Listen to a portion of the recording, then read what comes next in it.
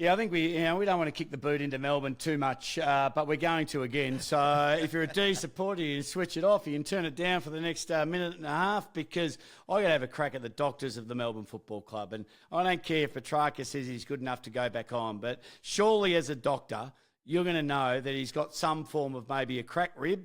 He had 4 of them, broken ribs, a lacerated spleen. You might think, okay, there's something a little bit harm here, and of course he had a small puncture in his lung as well. And to allow him to go back on, a bloke like that, we often talk about head injuries and CTE and not allowed to do this and not allowed to do that. It is doctor there. I don't know whose call it is. Is it the doctor? It's got to be the doctor. That's the end. That's the end result. But when you got a player in so much pain and he's running up and down the boundary and then you see him go on, the only thing I'm happy for is the fact that no player on the opposition knew that he'd come off with a massive injury, because Maynard would have been licking his lips. 10 years ago, imagine Byron Pickett would have broken another 4 on the other side just thinking it might have been that side.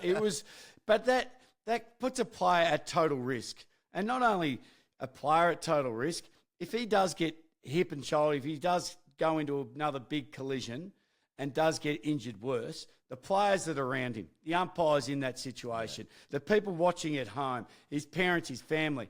I just think, there's a duty of care, and the doctors have to get a lot better. And I know you can't do this, and it should have been the first time in AFL history when an AFL or a club doctor has been suspended.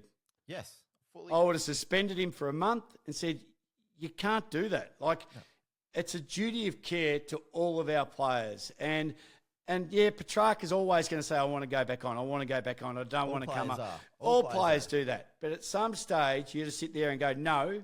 And then by the end of the game, what's he? He's in hospital.